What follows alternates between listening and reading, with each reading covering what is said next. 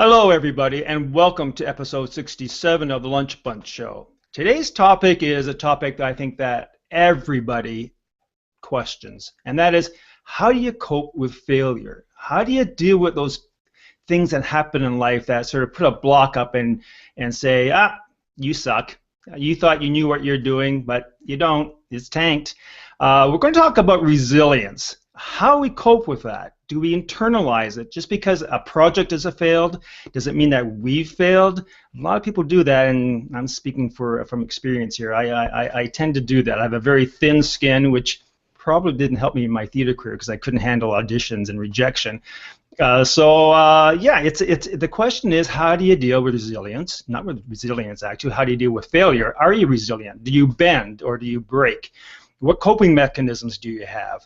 And, we see examples of resilience all the time in countries where there are floods and people's lives that are just torn apart, and they somehow find a way to put it all back together and just continue. I'm amazed. I'm amazed at the instinct for survival.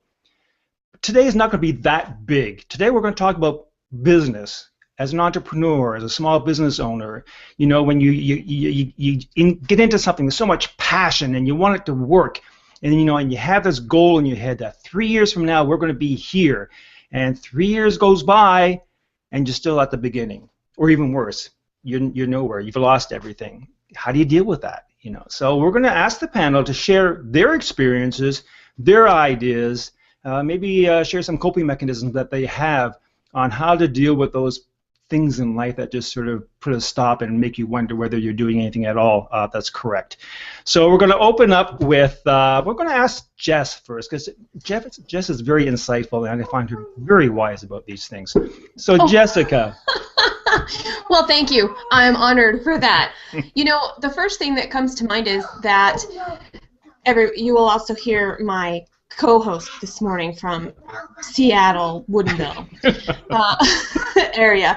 One of the things that I find really interesting when I think about business, and I think about the fact that we are going to encounter adversity, and I know I am on the right track when things get hard, because if it's still fun and it's still exciting and it's hard at the same time, I know that is resistance that I need to have, and I have a choice. Do I back away from that and go back to where it's safe, or do I charge forward knowing that there's going to be some sort of a breakthrough? And how does that apply to business? It applies to business because our business is outside of us. As much as we might want to bring it in and own it and take it personally, it's always outside of us. And so there's this tug, this push and pull, and we have to really put ourselves in relationship to our business and say, okay, is this a business adversity, or am I taking this personally, and am I getting stuck because of it and need a different kind of strategy? BL? Well, I agree with that to a degree, because hard not to take personally something that is happening to oneself. But in terms of business, I've had so many failures and so many successes, and I agree with whoever it is that said if you haven't failed, you're not trying enough things. It's just not all going to work. But the question you're asking is, okay, so you're in the midst of a failure, and what do you do so that you can get out of bed in the morning? And for me, I just have to change my head around. I have to go to the movies, or take the dog to the park, or go visit my family, or just do something that's not sitting here thinking, oh my God, oh my God, oh my God. And someone who visited me brought a magnet to my house, which is on my front door, and it says, a winner is just a loser who tried one more time. And that's like my motto. You just keep trying. You put one foot in front of the other, and you keep on trying. You keep going. And, believe me, it's been pretty hard sometimes. I'm going to ask you something, because I sometimes find those, I'm going to say platitudes, but, embrace failure, all those things. When you're feeling down, it's like someone just saying, cheer up. It's sometimes they just screw you. That's right. I'm going to have to jump in now, because one of my favorite sayings is, someone once told me that cheer up, it could get worse, or I cheer it up, and sure enough, things got worse. or the people who say, oh well, this was meant to be something better's coming along, and again, screw you, like you don't know that. But Well, okay, so this would be maybe based off of perspective, because you if you get stuck in details of the past and you can't remember the past, or you don't want to remember the past, or you block it out or whatever, and you're always looking to the future, that makes a lot of sense. It makes a lot of sense for those people to be able to go do that. I identify very much with that, because I do. I'm always like, what's coming next? If I'm stuck and if I'm down and if I'm depressed or whatever, I can't think about what happened, or I'm going to end up eating ice cream and chocolate cake and all that stuff, sitting in front of old movies crying my eyes out. So I can't do that. I have to. Well, how about this? If I am doing that, that will be an exact result. If I look back and I go, what did I do? How could I do it differently? I'll end up in front of the TV. So for me, those types of things really, really help me. Now for you guys, something that you said, BL, that I love is, I've got to go do something. I just got to shake it up, do something different. And I thought that was fabulous. But do you think, Jess, because I mean, BL, and excuses if I don't mean to offend you, but you seem like a tough broad. You seem like you've been around the block a few times, and you just have it in you to do that. Is that kind of optimism? Is that kind of resilience something you're born with, or can you develop that? Can you develop a skill for resiliency?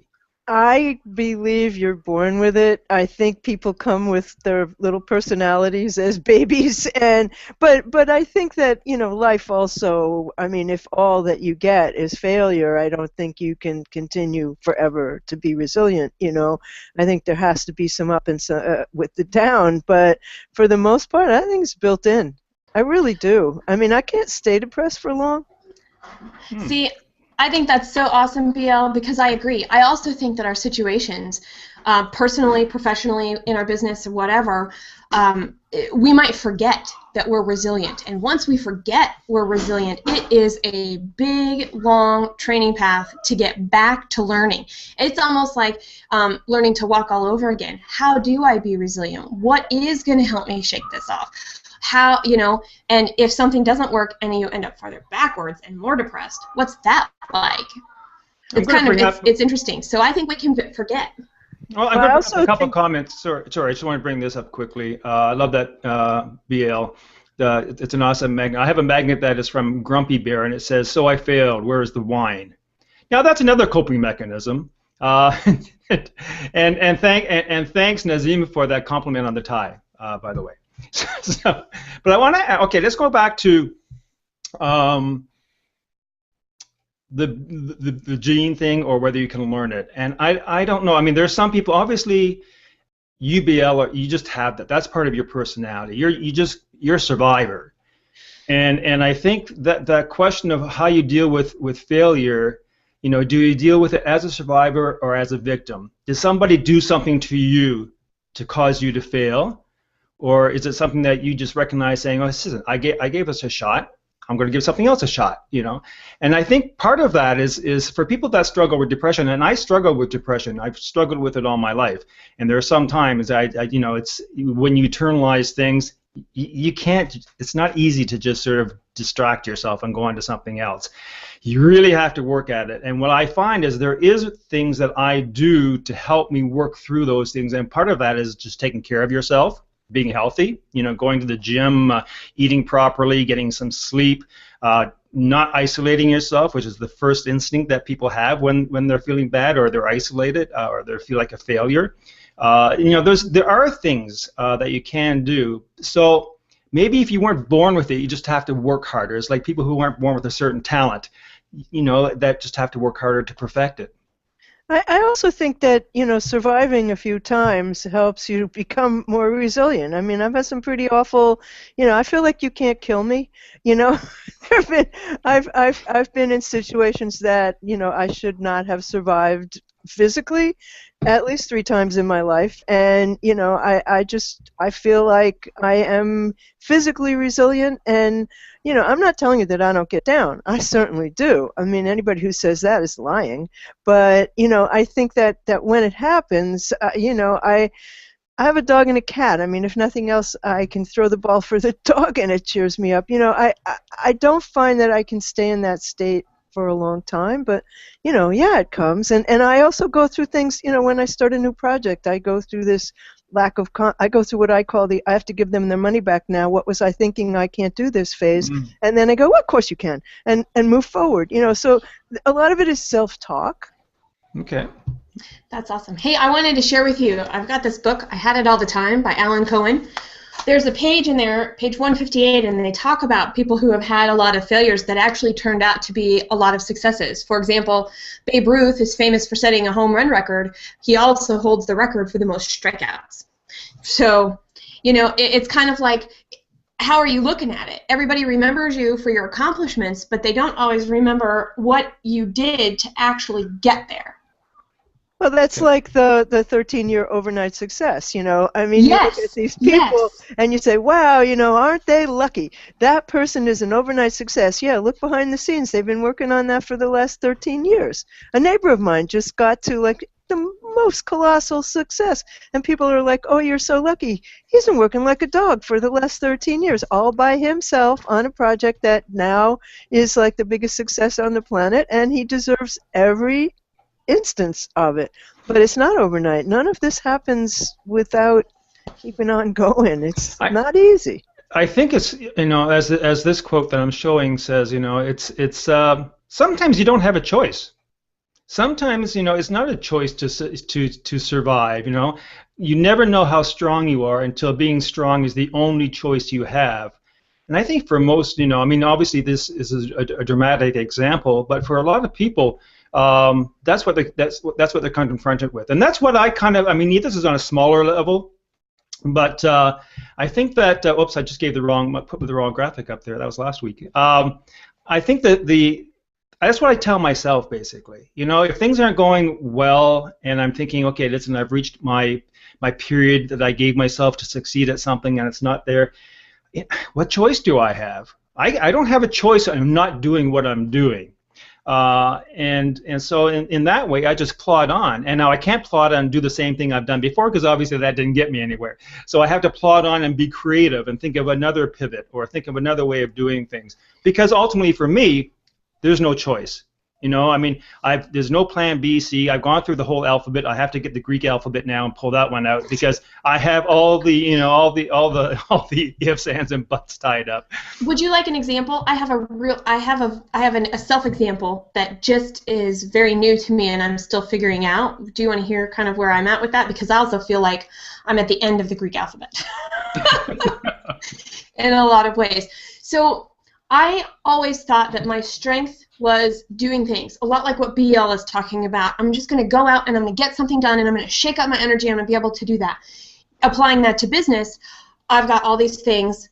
Infusion Principle is growing. Things are happening. There's a lot going on, yet all that action just made me really tired and really tired. And so I was thinking, oh, it's the structure. It's the fact that I have to live within this box of this company, and how am I going to make this company work?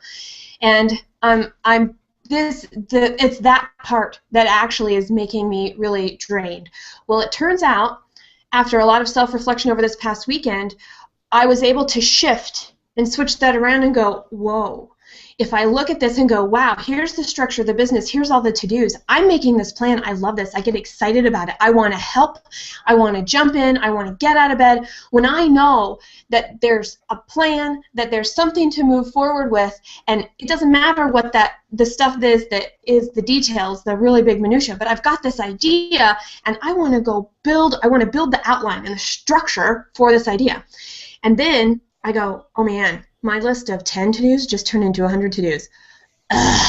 So I was actually approaching my business from a behavior perspective of let's get it done, let's go, and it was actually draining me, where I need to actually put a lot of structure and a whole bunch of ideas together in this big picture, break it up into chunks, and then sprint in that behavior mode. So I'm going to do 10 tasks now and walk away and do something else, or go back to being creative in what I need to do on a different project for Infusion Principle. And then I'm going to come back and get some of these to-dos, because I am unable to run a marathon of to-dos or action items. And I was trying to do that, and I was failing, and I was miserable, and I was very I was very low for a very long time. And this shift, it's like, oh my gosh, this is great. So I learned this over the weekend at a getaway that I went to. And so now I'm like, oh, this is so cool. I can't wait to try this on and see how this is going to work for the next couple of weeks. And if just that one shift will help get me past some of these obstacles that I'm at, because I know I'm in the right place. Everything is really, really hard right now. Everything is really exciting right now. But am I going to focus on the excitement, or am I going to focus on the hard? And that's my choice and my choice only. Excellent. I just want to bring something up. Nazim had said, Nazim, it makes a good point. I don't know if I'm going to bring it up. We'll see how much we'll get. But the importance of having support, a support system in place. And as he says, you know, he's got a special partner that really helps him bounce back. Stan Bush basically uses a great football analogy here, and I can't read the whole thing, but it says the difference between a good football player and a great player is that when a great player gets knocked down, he gets up and finds the quickest route to the ball and arrives there in a bad mood. I know that was interesting. That's a good one. But yeah, I was going to say that, you know, I also think that when your back is against the wall, sadly enough, fear is a great motivator, and, you know, sometimes you just get pushed out of your chair to take the next step. I mean, it's very easy to be paralyzed with fear, but that has its limits. And, you know, I think we all go through that, and I think we all put on the happy face about it. But you know what? I think you have to put on the happy face. Oh, okay. Okay, that's a good point, Scott. I'm going to throw you a ball here. I'm going to ask you, and you've done a huge change in your life, and some of that was imposed upon you, and some things that you had decided to do. Now, you with the Scott treatment, that was new, and that was like innovative. But because it's new and innovative, a lot of people didn't know what that was. So you had to help people with a huge learning curve, which we do here on Google Plus all the time. How did you, or how are you coping with getting that business off the ground when at the beginning you probably had a lot of resistance?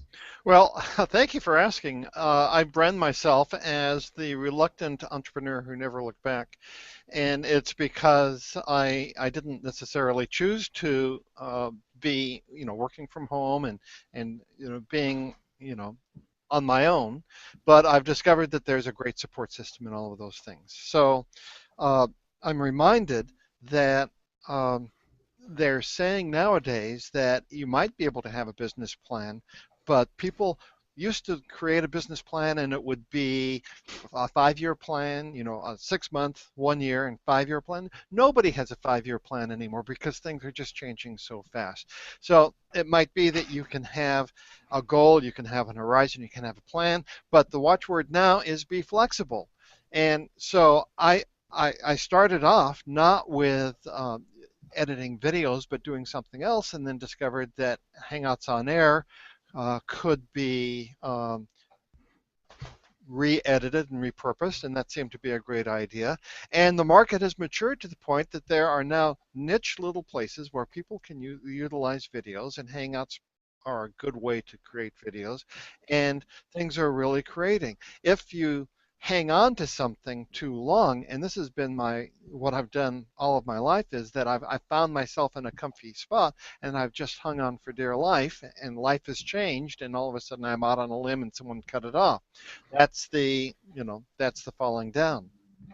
And so if one has the right attitude and one is flexible enough, then one can take these indicators and, I think, very quickly make mid-course corrections. So that's basically what I've done, and it's a journey of faith. BL, I agree with you 1,000%. If one is acting from a basis of fear, then you might as well throw in the towel. It'll paralyze.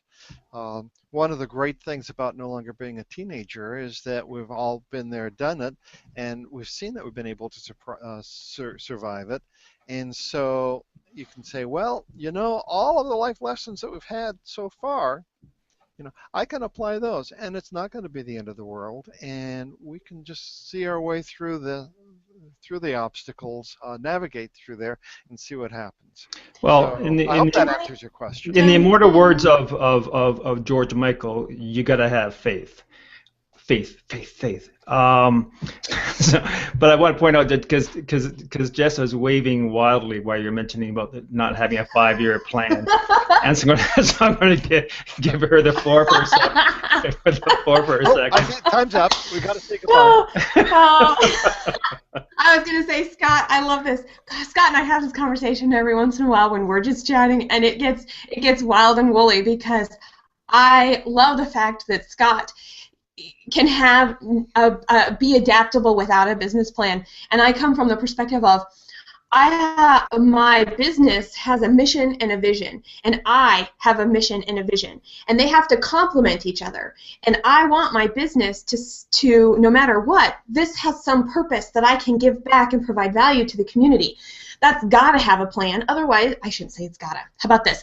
My plan is that it does have a purpose so that it can survive 5 years or 10 years, but not so structured that it's going to lose its possibility. So maybe the mission and the vision exist, but what I do or what the team does or what the people after me do to make that vision and mission happen in the company might change, but it's still the same vision and mission that evolves for a community. Way over my head. We're talking about the same thing. Jess and I always do it. We go in opposite directions and then we end up and come back. Okay, I'm going to ask, here's a question for you. How much do you think the fear of being labeled a loser plays into how you deal with failure? When you're young, I don't care about that. when you're young, See, I told you, she's a tough old broad. She look at that. Nothing phases I know, right? Nothing phases you. I love it, yeah. I don't mind being called a loser. I'm like, oh, good. That means I'm on the right path. But for a lot of people, they really take it personally because we want to belong. And we want to be part of a tribe. And we want to be seen as being able to be additive value. And we want to know there's always somebody behind us that if we're going to be picked, somebody's going to be picked after us. And I think there's a fear of being that last person. I've suffered in my career from being ahead of the curve, and it's been happening now with Google Plus, I think, to all of us, and with Hangouts, and I just know that when that is happening, I'm on the right path. I mean, you can't let somebody tell you how you are. Only you know how you are. And you know what, BL? You're right. They're trying to bring you back to the middle. When you're on the fringes, you're the loser, and that's the place to be different, to add the most value, and have the most opportunity to be that, what you said earlier, BL, the 13-year overnight success. Yeah, exactly. I mean, you gotta. I agree with you, BL, that you can't let people just throw things out and tell you that you're a failure. By the same token, it's really useful if you have someone in your life who can speak truth to power. Because we're all going to steer that car off the road or have maybe head towards the cliff, and if someone can help us avoid that, that sure is a lot easier than going through and letting the School of Hard Knocks teach us that lesson. Well, I agree with everybody who's saying that you can't do this completely by yourself. I mean, you just can't. Deborah, sorry, Scott. Deborah says, fear means you are alive. When you let fear control your life, then you can throw in the towel. Wow, that's profound. Can I add, fear is a type of energy, and fear is an energy that sometimes it takes more energy to operate from a place of fear than it does from a place of trust. Or something like what Scott was talking about, the faith piece. I have faith, and so as long as the fear isn't the continual motivator over time, I think it's a great fuel. I think fear is a fabulous short-term sprinting type tool, but it's got to transform into something else. If it doesn't, and you're always in that place, you're really not living. Well, if we start off on a new business, we don't usually start off with the idea that we're going to fail. So we don't usually start off with the idea of failure or fear of failure necessarily, right? We tend to be very positive. We tend to think we have all our eggs, no, what's the thing in a row? I can't remember. Anyway, we ducks. I don't know why there's ducks in a row. But anyway, we have our ducks in a row, and we think it's going to be great. No one, I don't think, anticipates they may think, yeah, it's a possibility, but they're going to put that weight in the back of their head. So they don't live with that. I think the fear comes when you start to see sort of on the horizon that things aren't going to be that way. And then how do you deal with that? Are you so paralyzed that you just sort of run into that wall, or do you say, whoa, I better change and change course here before I hit that wall? And what motivates you to do that? Because as I said before, being classed, to me, it's an embarrassment, right? I mean, all your peers have been talking about this great project you're doing, and then if it fails, it's an embarrassment. One of Dale Carnegie's tricks is that you figure out what is the worst case scenario. You really figure out what that is, and then you figure out, well, if that happens, then what? And once you've got that worked out, then you can move on. Well, I guess that's behavioral psychology too. Yes, if you had to say I'm a failure in a court of law, could you prove it? And I mean that you have to look at it that way. That's true. We all create our own reality to a great extent. It's how we frame the issue. And that's why I think gratitude is an underrated human virtue, because if you take a situation and you say, I'm so grateful that I'm in this situation because that'll allow me to, and then you can fill in the blank. Just by changing your attitude about it might entirely change the decisions that you make and how you go forward, and could be the difference between true failure and true success. Before we go on to the takeout segment, is there a difference between resilience and stubbornness? Yeah, resilience is good. Stubbornness is bad. I think that I would almost say it's two sides of the same coin. So when you're on the edge, you could be stubborn one day and resilient the next. I think that they are very close together. Okay. I would agree with that. Yeah, I mean, you got to be stubborn to be resilient. Oh, interesting. See, I see resilience as being very flexible. Like that photo of the tree that I had earlier. I just still have it here. Let's see. Yes, this one here. Yeah. Do you bend or break? That to me is resilience. Stubborn would be really strong oak, just says, hey, just bring it on. I can handle you, kind of thing. So according to who? Because in my world, I am incredibly flexible within my structure, but that does not always translate to flexible in anybody else's view of the world. Then I'm stubborn. Okay, so we're going to go to the takeout section, and I'll just start because I'm going to put a link in the event area, and the one I have is an article that came across. 5 best ways to build resiliency, which speaks to the fact that you can develop resiliency if you don't, if you're not powered like VL with this internal optimism. But there are things you can do to help, and part of those things are like taking care of your health, of finding a support network, of just trying to be optimistic and not take it and not internalize that. Don't think that you're a loser because you didn't succeed in something that you're doing. As Ziglar said, it's an event. It's not the person. So I'll leave that link in the event. Bia, you want to share a coping mechanism? Well, I don't have an article or a bit of wisdom, but what works for me is to do something physical, to go dancing, to take my dog for a walk, to to throw myself into something that's fun, and and sometimes just take myself to a movie and hopefully find a funny one and just kind of change my head around. Okay, well that's something that you can't think of anything else during. I watch a Fred and Ginger movie or an old musical or something. I could watch those 100 times. And that takes me away. Yep. Okay. Jessica. So mine is, I've been talking about this a lot, perception, structure, or behavior. And I'm going to post a link to something called the Triad of Change, which was developed by the same guy who developed the type of chiropractic care that I am in. And it's something that you can look and read about each one and then watch yourself a little bit. Which one do you identify with most? Or when you're really happy, what did you just do? Is it structural? Is it behavioral? Is it perceptual?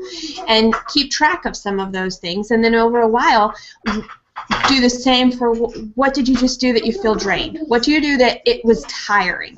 And then maybe when you're in a place of adversity or challenge, how can you be resilient? Shift it up and try and look at it from the place and the perspective that brings you energy. Okay. Thank you, Jessica. Scott?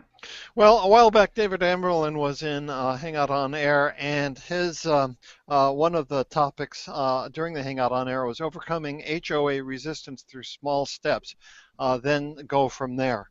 And I thought that this excerpt from the Hangout might have been a little bit of appropriate for this topic because it really talks to something that, for two reasons. One, it talks to our topic today of being able to be resilient in the face of obstacles, and also because David Amerlin, I understand, is going to be a guest on the show sometime in the near future.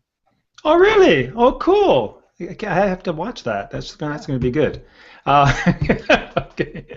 I'm just going to, before we end, because we're just past the half-hour mark, but I want to say that obviously for people who've watched the Lunch Bunch for a while, and this is, as I said, it's episode 67, you notice that someone's not here, and that's Randy Bowden.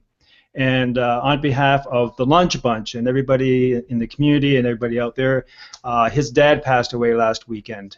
And so I want to send him our condolences and our big hugs, and that we're thinking of him. So Randy, we love you. Just take the time you need to get it all together. I know how much he meant to you. And looking at the things you've been sharing on Facebook, he's left a huge legacy. The other thing I want to add is that, yes, we do have David Amerlin coming next week to speak about SEO and what small businesses can do. It's his new book, and it's a manual. It's a very practical guide to actual things and practical things you can do to get you found and to improve your business and get it ready for the semantic web. So I want to thank you, everybody, again. It was a joy, as always. I so look forward to these get-togethers on Tuesday. And see you next week with special guest David Amerlin. Take care. Bye-bye.